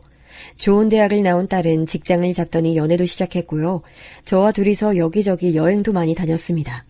저는 딸만 있으면 다 필요 없다는 심정으로 유유자적한 일상을 보냈는데 어느 날 딸이 결혼을 선언했어요. 상의가 아니라 선언이었죠. 그래서 내심 섭섭했지만 워낙 똑똑한 딸이니 알아서 사윗감을 잘 골랐을 거라 믿었어요. 그렇게 예비사위의 인사를 받게 됐는데 제가 너무 놀랐네요. 예비사위는 보육원 출신의 천의 고아인 사람이었습니다. 제가 가진 것도 아직 이룬 것도 없는 부족한 사람인 거 너무 잘 알고 있습니다. 하지만 재영이를 너무나도 사랑하고 있어요. 단 한 가지 맹세할 수 있다는 게 있다면 재영이를 향한 제 마음은 영원히 불변이라는 점입니다. 배경은 너무나도 부족했지만 눈빛만은 올곧더라고요. 제 딸 이야기를 할 때 특히나 그 눈빛이 빛났지요. 생각해보니 제 남편은 저와 연애를 하던 시절에도 온갖 가모니설은 잘 늘어왔지만 눈빛은 빛나지 않았었는데 딸이 골라온 남자는 무언가 다른 듯 했습니다. 솔직히 마음에 차진 않았지만 딸이 완강해 보여서 그 고집을 못 꺾겠다 싶어서 허락해줬어요. 그리고 나서 재밌는 광경을 보게 됐지요. 제 사위가 제 딸이 재산가의 자식임을 모르고 있었던 겁니다. 네? 사거리에 있는 그 대형 빌딩 건물주가 장모님이시라고요? 재영이 여태 그런 말 한 적이 없는데요? 게다가 집도 2채 더 가지고 계신다니, 아니 어떻게 이럴 수가. 우리 딸 입이 여간 무거운 게 아니거든. 윤서방 자네 앞으로 이 점을 염두에 두고 살아야 할 거야. 장모님 얼굴이 무척 즐거워 보이시네요. 제가 이런 엄청난 사실을 모르고 있었다는 게 재밌으신가 봐요.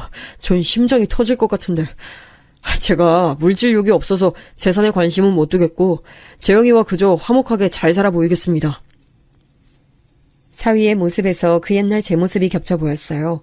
재산에 하등 욕심 없었던 저였고 그러나 세월이 흘러 그 재산의 주인이 된 건 저였네요. 인생이란 어떻게 흘러갈지 모르는 물살 같다는 생각이 들었어요. 그리고 그 생각은 슬프게도 맞아떨어졌죠.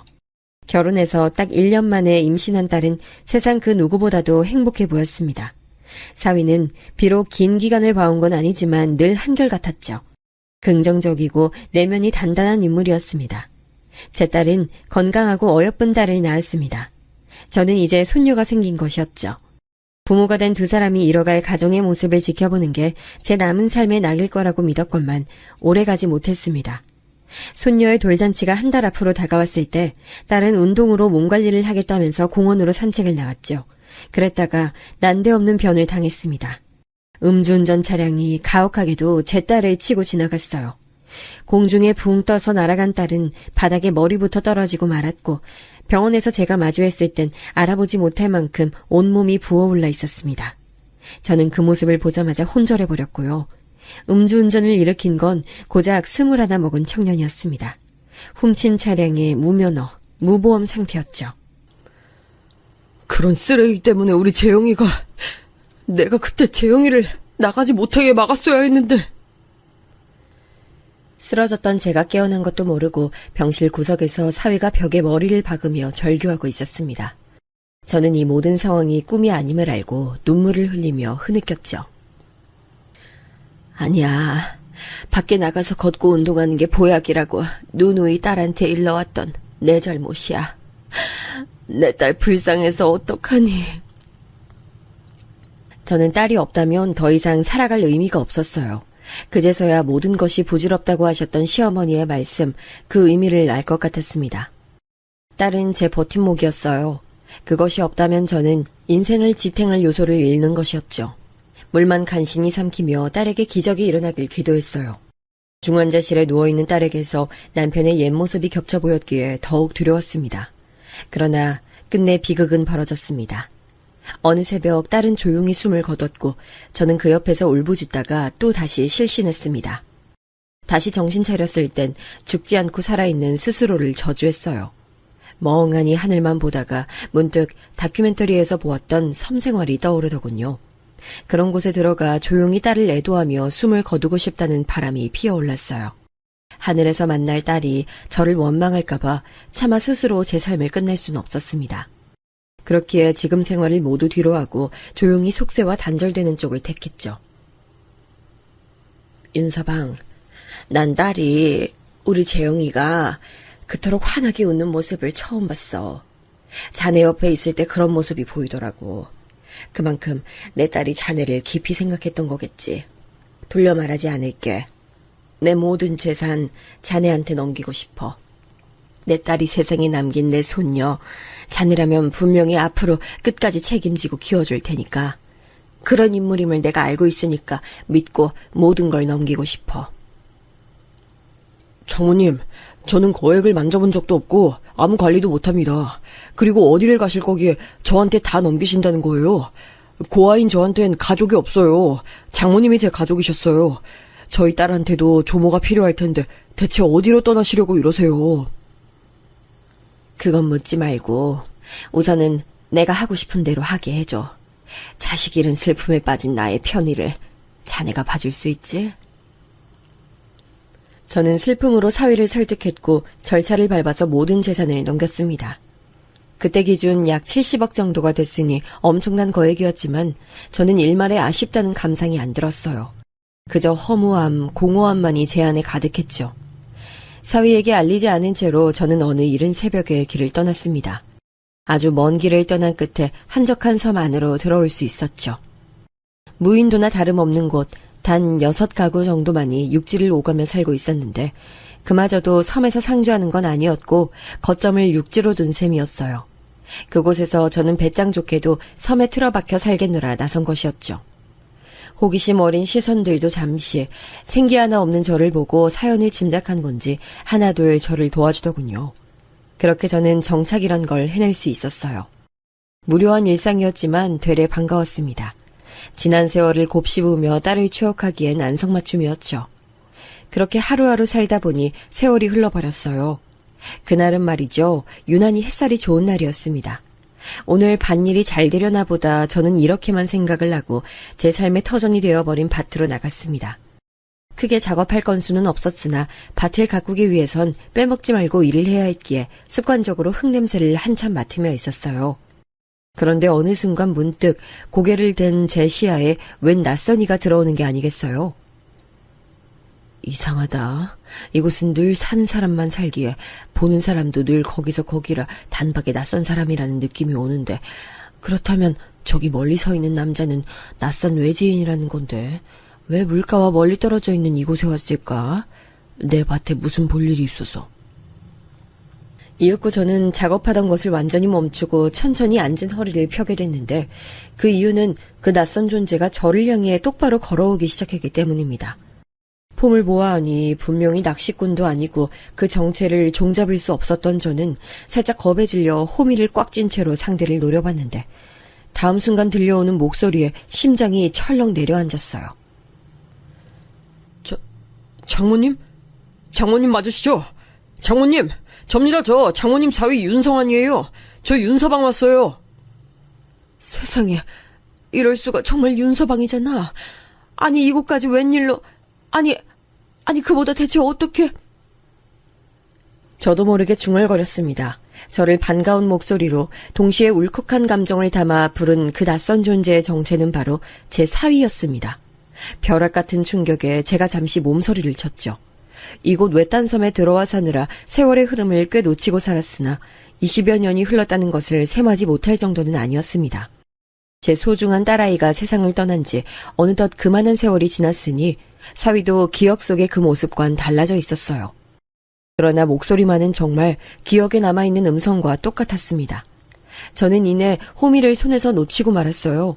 사위에게서 옛 흔적을 찾아내자마자 세상을 떠난 제 딸이 자연스레 겹쳐 보였어요. 지금까지 흐른 세월보다 더 많은 세월이 흐른다고 해도 딸을 잃은 공허함은 결코 퇴색될 수 없었습니다. 장모님, 그건 어떻게 지내신 거예요? 계속 이런 곳에서 지내신 거예요? 제가 얼마나 장모님 걱정으로 어디 계신지 수소문하며 찾아다녔는지 아신다면 아마 깜짝 놀라실 겁니다. 왜 굳이 혼자 조용히 살겠다고 숨어든 사람을 그리도 용을 써서 찾으려고 들었어. 그래, 오래 걸렸다고는 하나 종국엔 이렇게 찾아냈구나. 잘했네. 이 노인네가 아직 숨구멍 열고 닫으면서 구차한 목숨 아직까지 유지하고 있는 거 확인했으니 이만 가보시게나. 저는 사위를 똑바로 쳐다보지도 않은 채로 말을 잇고 어설픈 인사로 말을 맺자마자 황급히 걸음을 옮겼습니다. 사위가 저를 따라오는지 아는지 뒤를 돌아 확인하고 싶었지만 그럴 배짱을 부릴 수가 없더군요. 어느새 가까워진 집이 눈에 보이자 저는 그제야 잠시나마 억지로 틀어막고 있던 울음을 내보냈습니다. 그동안 딸의 죽음에 무뎌졌다고, 그리하여 딸에게 더욱 미안하다고 그런 죄책감을 안고 살아왔건만 아니었나 봐요. 저는 결탄코 조금도 무뎌진 적이 없었던 것인지 아주 오랜만에 잠깐 사위를 마주한 것뿐이었는데도 제 영혼이 갈기갈기 찢기는 감각을 맛봤습니다. 쓰러지지 않기 위해 안간힘을 쓰며 비틀거리며 걸었네요. 사위와 팔짱을 끼고 행복하게 웃음을 짓던 결혼식장의 아름다운 신부였던 딸의 모습이 삽시간에 제 눈앞을 가리웠죠. 저는 눈물을 훔치며 집 마당 안으로 들어섰고 이내 좁은 마루에 앉아있던 사람이 저를 보자 일어나는 것을 흠칫 놀랐습니다. 누군가 제 집에 있었던 건데 역시나 이곳에서 본 적 없던 외지인이었어요. 젊디 젊은 아가씨가 멋쩍은 기색으로 저를 쳐다봤습니다. 저는 그 아가씨의 얼굴을 빤히 확인하면서 소스라쳤습니다. 이건 말도 안 돼. 재영이, 너 재영이니? 내 딸 재영이니? 재영아! 아유, 우리 재영아, 엄마 보러 왔구나. 내 딸 살아있었구나. 어디서 갑자기 그런 힘이 솟아난 건지 저는 쓰러지기 일보 직전이었던 상태였던 게 무색하게도 제 딸의 얼굴을 향해 한달음에 다가갔습니다. 빠르게 다가가서 그대로 팔을 뻗어 얼굴부터 만져봤어요. 도저히 믿을 수가 없었죠. 제가 반쯤 정신이 나간 채로 중얼거렸어요. 어쩌면 이렇게 내 기억 속의 어여쁜 모습과 똑같니? 재영아, 내 소중한 딸. 할머니, 전 할머니 딸이 아니라요. 손녀예요. 너 분명히 내 딸인데 이 얼굴 내 딸 재영이 맞는데. 할머니 딸 김재영은 제 돌아가신 엄마고요. 저는 제 기억 속엔 존재하지 않지만 사진 속에선 저와 똑 닮은 모습하고 있는 엄마 딸 윤샛별이에요. 할머니가 제가 아기 때 저를 여러 차례 보신 적 있는 걸로 알아요. 조금씩 제 정신이 차분해지고 있었고 저는 제 딸과 똑 닮은 얼굴로 어루어 만지던 손을 천천히 내려놓았어요. 윤샛별, 그 독특하고도 어여쁜 이름은 세상을 떠난 제 딸이 직접 지어준 이름이었다는 사실이 불현듯 머릿속에 떠올랐습니다. 제 딸이 살아 돌아온 줄로 착각할 만큼 진하게 외탁을 난 외모였지만 차분히 들여다보니 다른 점들이 눈에 띄더군요. 저도 모르게 기운이 빠져 휘청거리고 말았는데 그런 저를 얼른 손녀가 잡아줬습니다. 바로 그때 뒤편에서 저를 향한 목소리가 들려왔죠. 장모님, 제가 다급하게 따라붙으면 혹시 놀라서 넘어지시기라도 하실까봐 천천히 따라왔습니다. 저희 딸하고 이미 인사 나누셨어요. 저희 샛별이 아주 예쁘죠? 장모님께서 아기였던 시절에만 보신 장모님 손녀예요. 크고 나니까 자기 엄마를 쏙 빼닮았어요. 공부도 잘해서 올해 서울대 들어가서 재학 중이고요. 서울대? 그렇구나. 그 갓난 아기가 벌써 다 자라서 대학교 다닐 때가 됐구나. 아유, 서울대라니. 분명 네 엄마 살아있었다면 자랑스러워서 온갖 호들갑을 다 떨었을 텐데. 네 엄마는 자기한테 공부머리 없는 걸 늘 아쉬워했을 정도로 학업에 관심 많았거든. 그게 바로 당차고 호기로웠던 내 딸이었어. 저는 다시 흐르기 시작하는 눈물을 벗삼아 손녀에게 말했습니다. 제 말에 금세 눈시울을 붉히는 모습마저 정말이지 제 딸과 놀라울 만큼 닮아 있었습니다. 딸이 낳은 귀한 생명이 이렇게 무럭무럭 자라있다는 게 격세지감을 느꼈네요. 손녀의 부축을 받으며 마루에 걸터 앉았습니다. 사위가 걱정스러운 얼굴로 다가왔는데 그러자마자 손녀가 자기 아빠의 손을 한번 꼭 붙들더라고요. 그것만으로도 부녀 사이가 돈독하다는 걸 알 수 있었어요. 사위를 바라보는 손녀의 눈빛에서 강한 신뢰가 느껴졌죠. 제 딸도 생전에 사위를 참 많이 믿었습니다. 사위가 미천 하나 없는 인물일지라도 제 딸은 아랑곳 않고 신뢰를 보냈어요. 그런 점마저 손녀가 제 딸을 닮았다 해야 할지 아니면 한결같이 살아온 사위에게 대단하다고 해야 할지 몰라 피식 웃었습니다. 그러자 손녀가 빙그레 웃었습니다. 제가 자라는 동안 할머니 존재를 얼마나 궁금했는지 몰라요.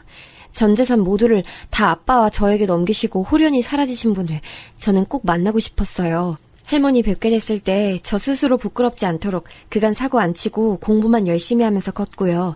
전 할머니 너무 보고 싶었고 지금 이렇게 뵈어서 너무 기쁜데 할머니는 별로 안 좋으세요? 손녀가 제 눈치를 살피며 그렇게 말하는데 그 앞에서 제가 어찌 거짓을 말할 수 있겠나요?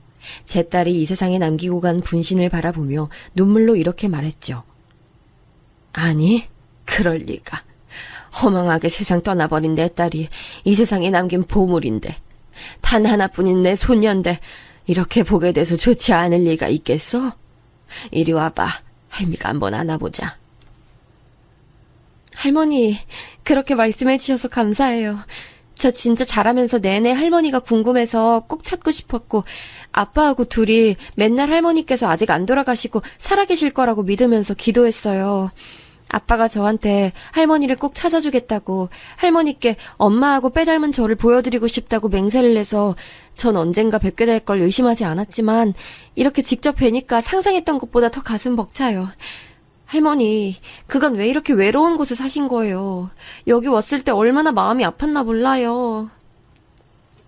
손녀는 그런 말을 하며 저와 얼싸안은 채 엉엉 울었습니다.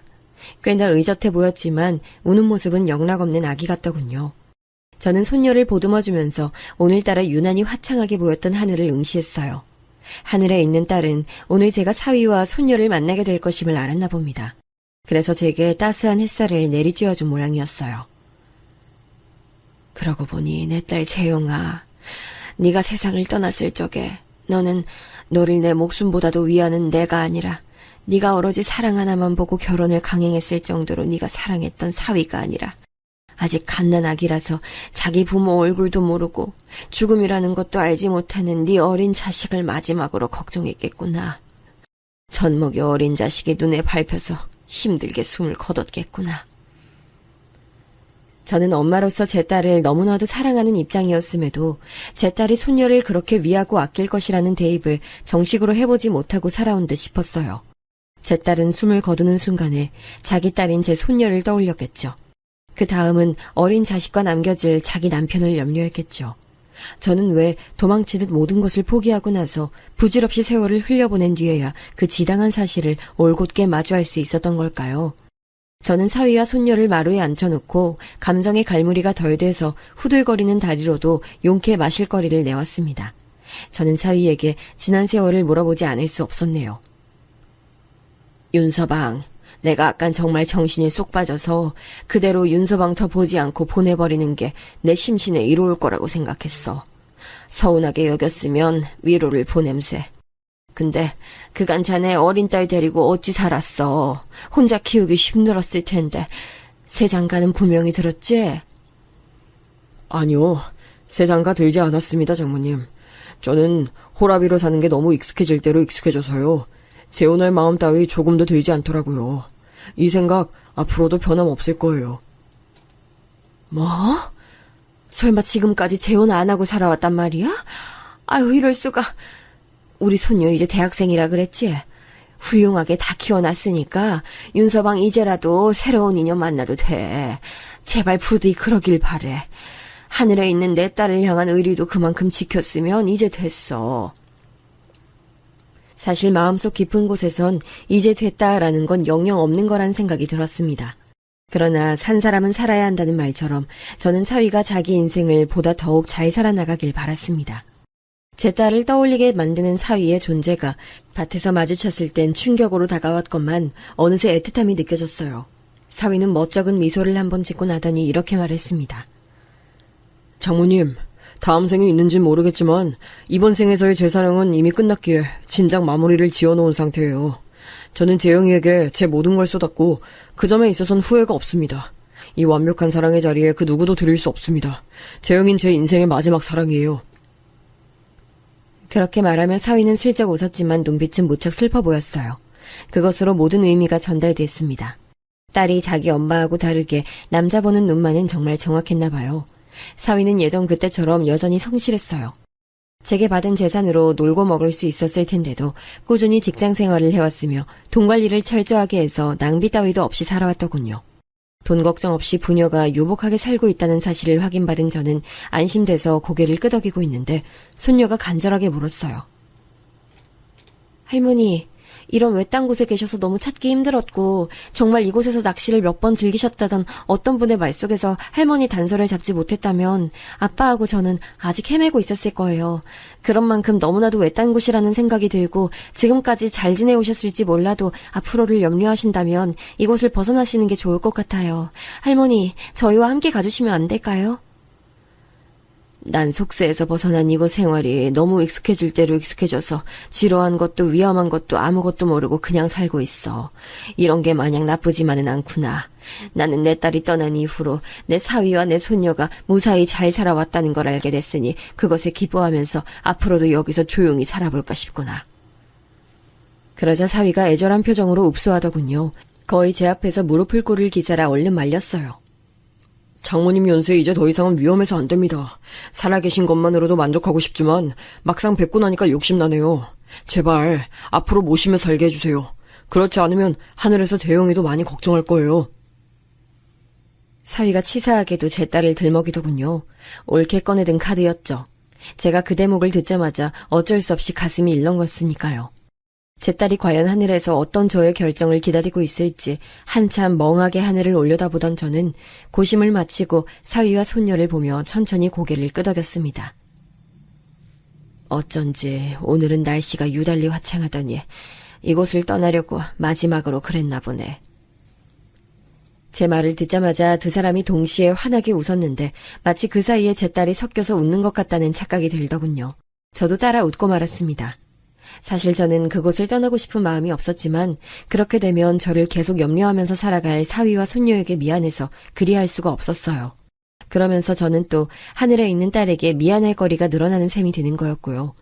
이렇게 되는 게 운명이라 생각하며 근 20여 년 만에 그 섬 생활을 청산했습니다. 도시로 바로 나와 사는 게 영 어색해서 경기도 끝자락의 한적한 시골 동네에서 생활했어요. 사위와 손녀가 발품 팔아서 알아봐준 좋은 빌라인데 살기 무척 좋습니다. 동네 제때의 주민들이 여럿이라 적응하는 것에도 두려움이 없죠. 활동도 늘리고 책도 읽고 컴퓨터 하는 법도 배우고 그러면서 살다 보니 금세 일상이 활기차졌어요. 사람이란 환경에 따라 달라지는 동물이라고 그러던데 맞는가 봐요. 이런 제 변화를 하늘에 있는 딸이 반겨줄 거라 믿으며 사는 중이에요. 혹시 하늘에서 자기 아빠하고 매일 싸우고 있는 건 아니겠죠? 그렇다면 제가 나중에 하늘에 올라가자마자 싸움을 중재시켜야겠습니다. 제가 누구 편을 들지는 비밀이에요. 제 이야기 들어주신 분들 고맙습니다. 기적 같은 일상을 살길 바랄게요.